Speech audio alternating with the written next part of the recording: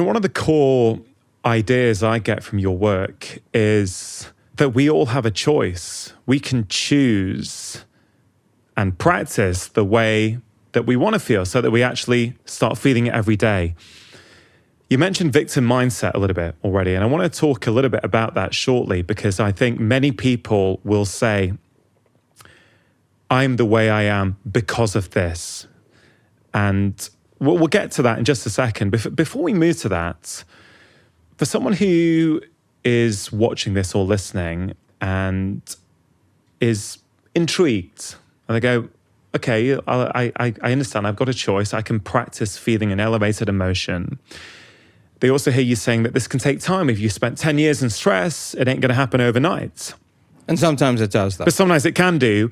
How quickly might someone, if they wake up and they don't reach for the phone and don't put the news on and they decide to engage in a meditation, maybe with a pre-meditation ritual like you do, how quickly might someone start to feel a difference? 1 day, 2 days? Or is it realistic that within 7 days, someone's going to start to feel quite differently? Okay, let's talk about this because I don't want to mislead anybody.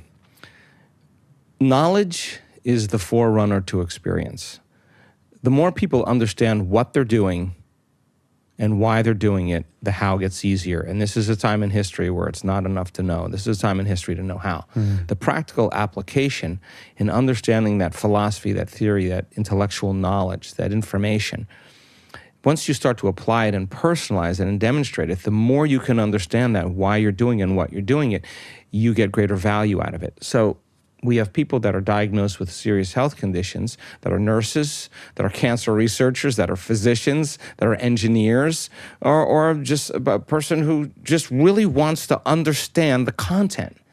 Now it's so much easier to forget this information than to remember it. It's just, I always laugh at myself because I have to go back and relearn it again, and I think I know it pretty well, and yet I forget. I don't know why, but it's just the way it is. So when our meditations get stale, it's because we forget what we're doing, right? So the person who really, really takes the time to study instead of watching Netflix, instead of scrolling through TikTok, instead of getting on their phone and doing mindless texts or whatever, they're going to set aside an hour a day and I'm going to learn this information. When they sit down to do the work, they're present. Yeah. They understand if they feel this emotion, that they're going to signal a new gene in a new way. If they feel the other emotion, they're going to down-regulate that gene and up-regulate the gene for their disease. So now it's an understanding. Yeah. If I rehearse how I'm going to be mentally, I'm going to install the hardware in my brain. If I keep doing this, it's going to become a software program. I'm going to start acting that way. Okay, if I say I can't, it's too hard, I'm too tired, I don't feel good, those are the things that stop me. Okay, but what if I just start saying anything is possible? I believe in synchronicities. What if I, with my intention and attention, just really get clear on that? Would that be the new voice in my head? So now, the person who's truly present and not thinking about their shower or the emails they have to do or their cell phone or their texts or when they have to take their kids to ballet or whatever, you're going to get to all of that. The person who's truly present, if they follow the instructions, we've seen them have very significant changes. First, in their subjective experience of themselves. Like, wow, my back pain isn't there. That's kind of weird. Or, God, I slept better last night.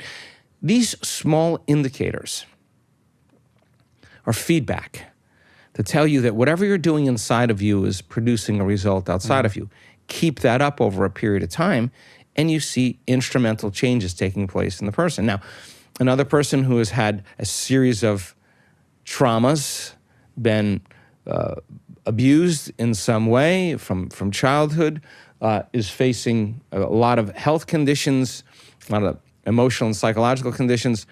We don't want them to heal in 1 week. We want them to work on overcoming those emotional states, and those are the victories. So sitting down in the meditation, and when their body starts getting agitated or starts getting anxious, instead of quitting and saying, I can't meditate, because that would be the extent of that person, just be curious. What's on the other side of this? Can I lower the volume to this emotion? My body's craving this emotion.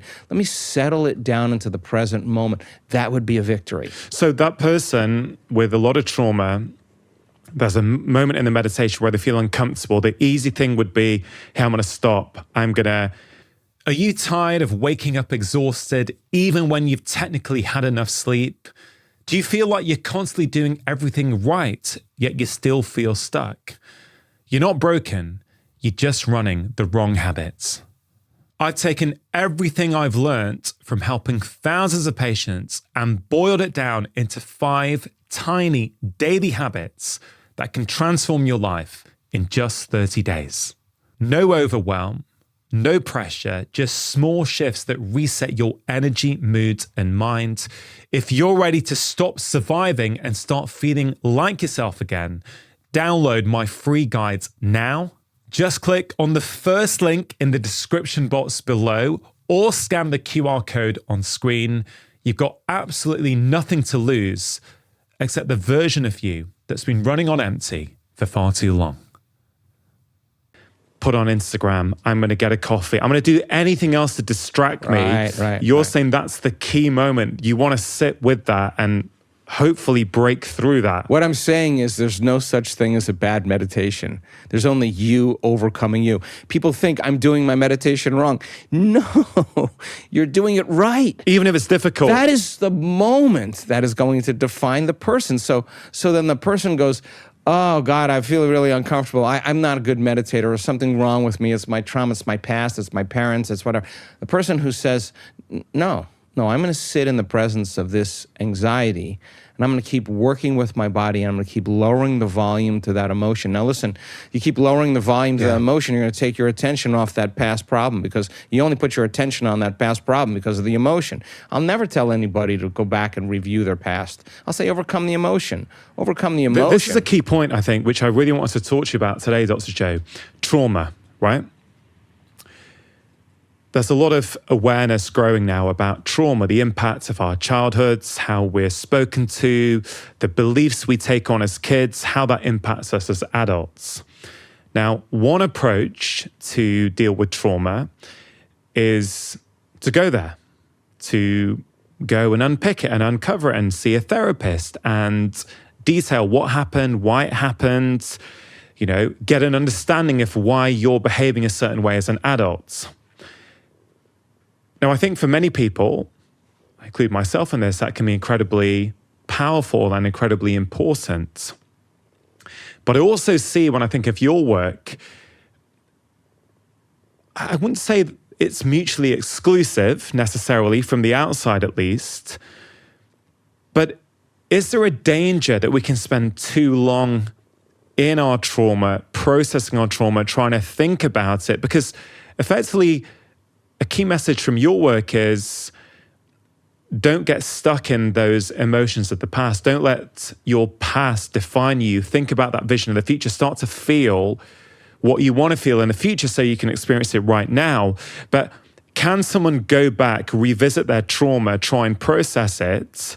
Mm-hmm. And is that approach consistent with yours? Or would you say it's a better approach or a different approach is to not spend time there, just create the new reality? Yeah, I think I'm down the middle on this, okay? I think there are many modalities that work for trauma. What I've discovered is that insight never really changes behavior. You can see that your father was overbearing or was an alcoholic, or you could see all these different things, like you could come up with the insight of all these different things. The problem that I see with people is then they tend to excuse their change by saying, oh, I had a rough childhood, that's why I am the way I am. They're excusing their present position. So, and again, trauma is a difficult thing, but for me, the person who's living by the identity in their life that they were traumatized as a child or whatever it is, or they've had a trauma in their life, I'm not saying forget the trauma and create another emotion. I'm saying that the person who's willing to go through the emotion and keep working on lowering the volume to it.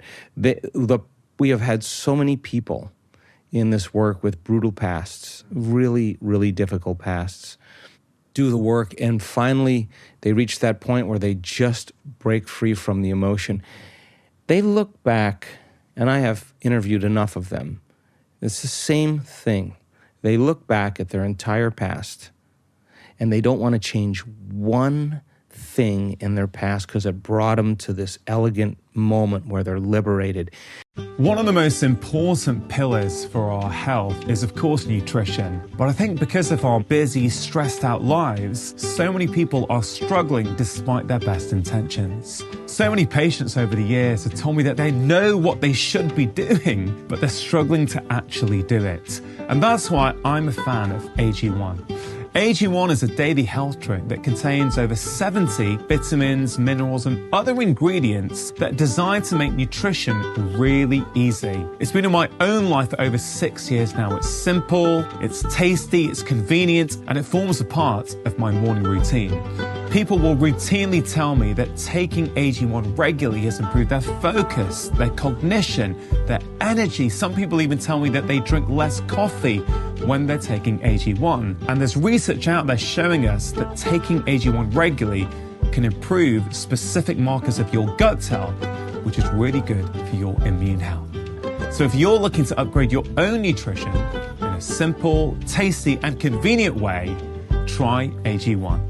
To get a free bottle of vitamin D and 5 free travel packs, go to drinkag1.com/live more.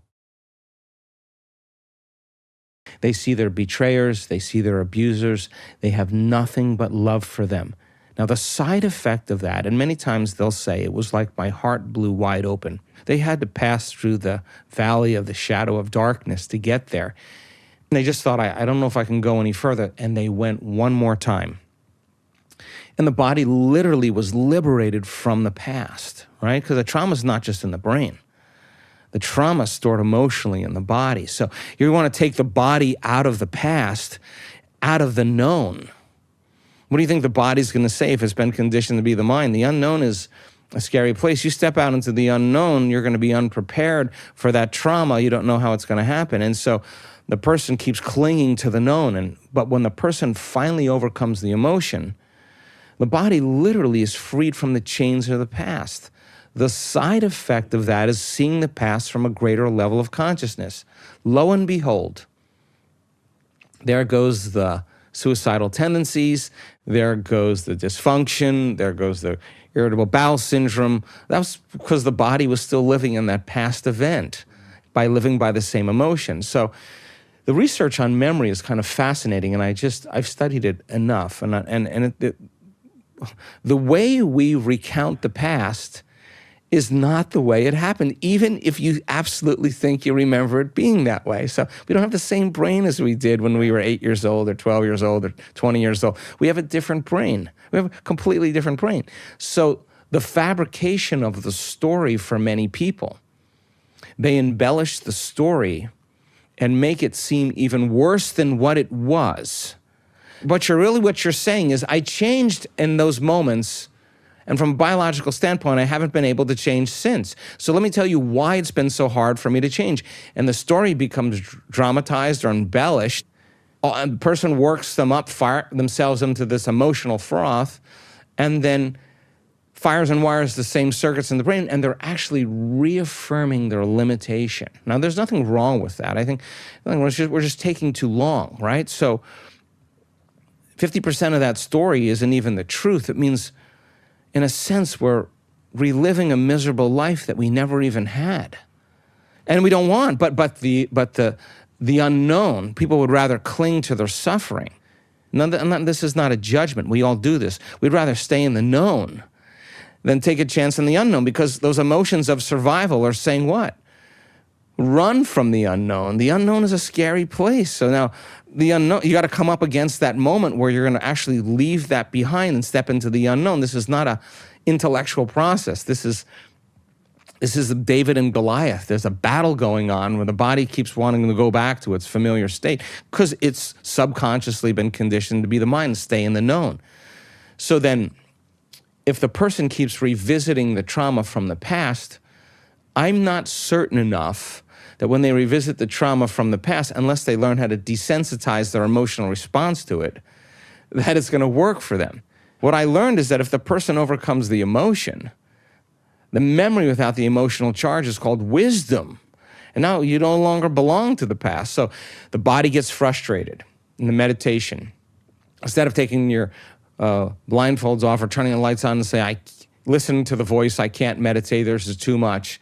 The sincere person says, what's on the other side of I can't? What's on the other side of this emotion? Let me see if I can settle my body back down out of that emotion and recondition it to a new mind. And the act of doing that in the beginning is very tedious. And all of a sudden, the person starts getting better at it. And they're telling their body it's no longer the mind, that they're the mind. They're executing a will that's greater than that program. And just like training an animal, you stay, you're not going to die, I'm going to feed you, you can check your emails, you can check your texts, but this is my time right now.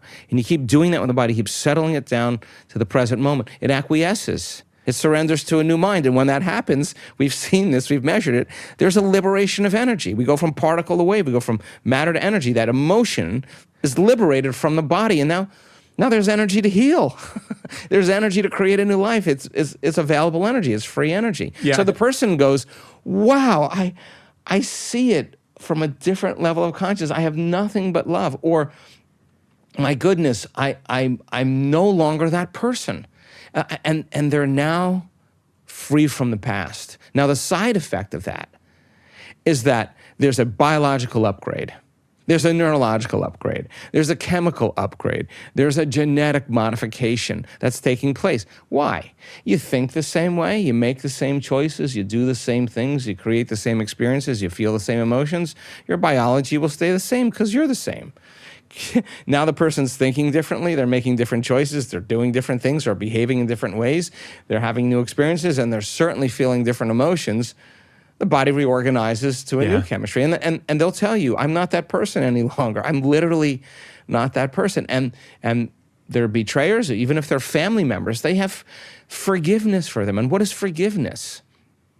You take your attention off the emotion. You overcome the emotion. You don't pay attention to the person or the problem. Now you're free. You free yourself and you free them. And what if someone says to you, Dr. Joe, look, I get what you're saying, but my ex-husband cheated on me, right? They shouldn't have done it. I cannot forgive them for what they did. And the reason I'm asking is because this is exactly what happened with one of my patients. Because this often happens. I talk a lot about forgiveness. And a lot of people push back. They go, yeah, I want to, but you don't know what happened to me. This was really, really bad. It's like, this cannot be forgiven. What would you say to that person? I'd say to them, I want you to think about something in your life that you've done that you would like forgiveness for, that you don't feel good about. And forgive that person in the way that you would want to be forgiven, and you would be forgiven yourself. I mean, we've all had indiscretions. Nobody's perfect. So that person that is in that state is still in the emotional state. The problem with that is that no new information can enter the nervous system that is not equal to the emotion the person experiencing, because it's not relevant.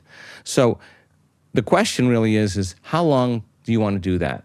How long do you want to do that? And again, knowledge and information about what that is doing to that person's health and their biology.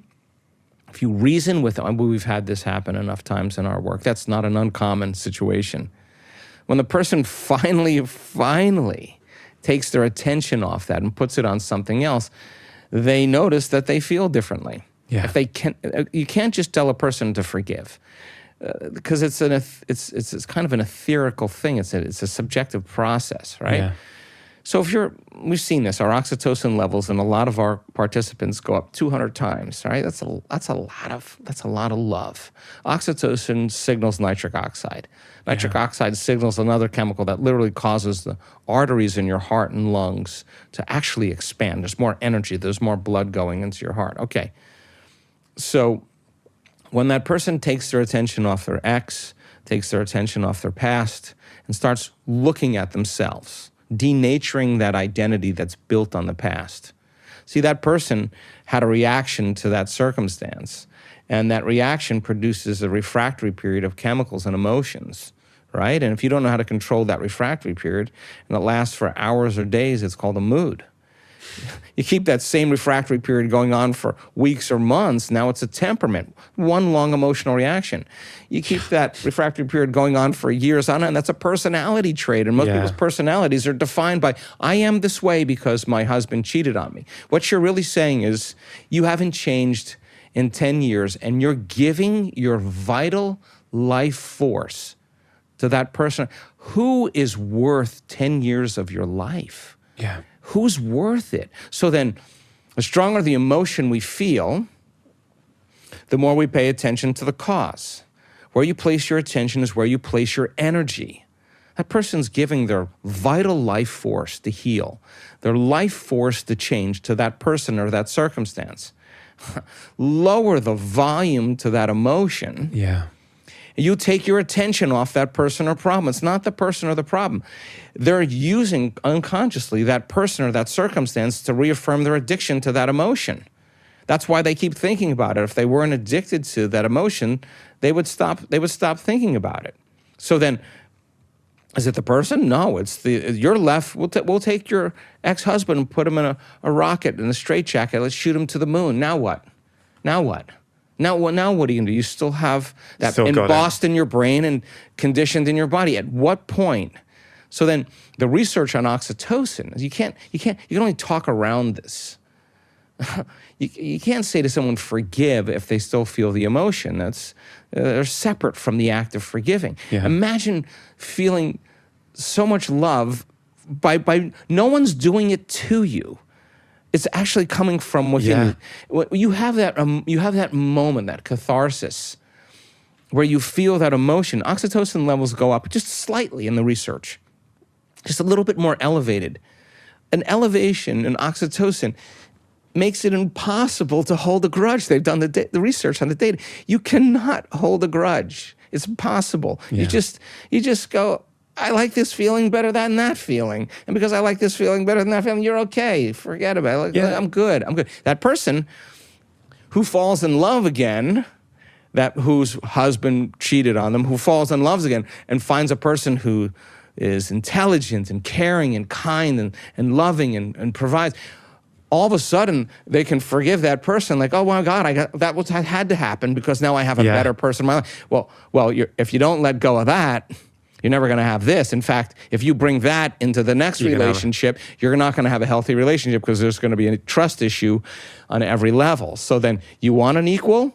Write down exactly what you want and become that person and see what comes to you. Try it out as an experiment. If I really work on, my God, this emotion is actually, now that I understand the science behind this emotion is actually weakening me every day. It's knocking my brain and body out of homeostasis.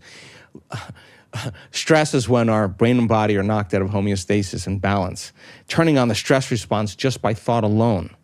Hormones of stress downregulate genes and create disease. My thoughts are making me sick. Is that person or that circumstance worth it? If my thoughts could make me sick, is it possible that my thoughts can make me well? Well, now you got to come up against the belief. No, I don't really want to believe this. Then that really means that you want to stay in that emotional state. But go see some testimonials of people who've had that and see the life that they're living now. The miracles, the synchronicities, the opportunities, the coincidences, the healings. They bless their past. They say, my disease, that condition, that was my greatest teacher. Yeah. That was my greatest teacher. And now the soul is free. Like, let's get on. In eternity, it's a big place. You got to hold on to that emotion for how long? You're not doing anything wrong. You're just taking too long. That's all. Yeah. And it works. It works with anything. With any, some people want wealth, some they're bankrupt, some people, their business partner, took all their money. Some people it's a relationship, some people it's trauma from childhood. It's all the same. But what we're looking for is wholeness. So then it's not just the emotion. The emotion is driving a certain behavior. The emotion is driving a certain habit of action. The emotion is driving a certain series of thoughts that are associated with that person or that circumstance. If you truly believe that you have the power within you to change, the first step would be saying, I have to take responsibility for myself right now, because I got to start thinking differently. I got to start acting differently. I got to start feeling different. It's going to be hard. Yeah. If it was easy, everybody would be doing this. But how is self-love born? I've studied this. When the person sits through the fire and sits through all of that anxiety, all that hatred, all that anger, and keeps lowering the volume, sooner or later, the body's going to release it. And when it's released, forgiveness is a side effect. You take your attention off that person because you no longer have the emotion to keep your attention on. And in fact, you feel so good, this feels better, that you naturally forgive. It's not like, now you're forgiven. It's not like, hey, look at me, I'm forgiving you. It's just kind of like, wow, isn't life great? Yeah. Whoa, you're good. I mean, you're good. I'm getting on with my life right now, right? So emotions keep us stuck in the past, and we tell that story, and we reaffirm it, we get in trouble. It's, it subjectively feels better to forgive and practice gratitude and joy. But biochemically, you change as well. This particular patient, when she did ultimately learn how to forgive, because her lifestyle, her diet was fantastic up to that point, but she had chronic high blood pressure. As soon as she started to learn how to forgive, blood pressure starts coming down. Sure. And you know this full well. Like, it's, yes, subjectively feels great, but it is literally changing your physiology at the same time. And let me just say one thing about that, because you could have the most organic, vegan, gluten-free, ketogenic, triple filtered water, take all your vitamins, take all your nutrients, work out, do Pilates, do yoga, do your breathing, you do all of that. Get your body chemically balanced, get your body physically balanced. But if you're not going to get your body emotionally balanced, forget it. Yeah. Because the moment you get emotional, your body literally goes to the past. That's the one that matters the most. And people, once they realize it's the emotion that's signaling the gene, oh my God, I better start really taking care of my emotional balance as much as I do with my physical exercise and my diet and all that other stuff. Yeah, I completely agree. This is, for many years I was focused on food and movement and sleep, and I still am. I am too. Those things are important, but I realize actually, if you want to get to the root of the root, it's up here. Yeah. It's how you think. It's how you deal with conflict. It's how you approach the world. It's also, Dr. Joe, what you said about awareness. Like the really powerful idea, one of the many powerful ideas I get from your work is it's about evolution, right? So if you've never meditated before, sure, start meditating. Learn how to meditate. Have a great meditation. Great. That's going to be better than if you weren't doing it. But then learn, I had a great meditation, but I still was judging my coworker. I still reacted to my boss. Okay, cool. Tomorrow, I'm going to see if I can show up and not react in that way. So it's not, and again, we're talking about trauma. You're not saying don't go back and revisit it. You're just saying, hey, maybe don't stay there too long. Maybe if you've been trying to process it for 10 years and you're still there, maybe it's time to shift a little bit. Is that fair to say? Yeah, and look, we're human beings, we're so programmed for survival. And when you're in survival and you're threatened and there's a danger, you prepare for the worst. Yeah. So the person who's traumatized is actually anticipating the event to happen again. And they're preparing themselves for the worst case scenario, because there's better chances of survival if you prepare for the worst. So the brain naturally fabricates an outcome, but it actually says, well, what if this happens? And what if that happens? And now this is a really vivid imagination, but it's working against us in a lot of ways. So there's nothing wrong with this. We've all done it. You've had a trauma, you've had an insult, you've had, a betrayal, you have whatever, and then you get wise from the experience, but then you're always, if it's really a strong trauma, then you're expecting it to happen again, right? So the brain is selecting out of the infinite potentials in the quantum field the worst case scenario, and then emotionally embracing the outcome before it happens. A thought and a feeling, an image and an emotion, a stimulus and response, and they're conditioning their body into the mind of that emotion. They're reliving their past in their future every single day in the present moment. And now it becomes a very visceral and subconscious process. So It takes an enormous amount of will. It takes an enormous amount of awareness and energy to break that apart. And we have so many brain scans of people that have severe anxiety. And you cannot be anxious if you're in the present moment. And they just kept catching themselves, going to that thought and feeling that feeling and bringing it back. And then getting frustrated and going, ah. And then all of a sudden they're there again. Well, why are they there? Because they've been practicing that. You keep practicing feeling anxious, you get really good at it. Yeah. You start practicing feeling gratitude, you get really good at that. We're doing a study with children in Australia, and I say to them, you practice being angry, you'll get good at being angry. You practice being kind, you get really good at being kind, and it feels better. At its core, it's that simple. It's that simple. It really is. You know, what you practice, you get good at. Exactly. If you enjoyed that short clip, I think you are really going to enjoy the full conversation, which you can check out here.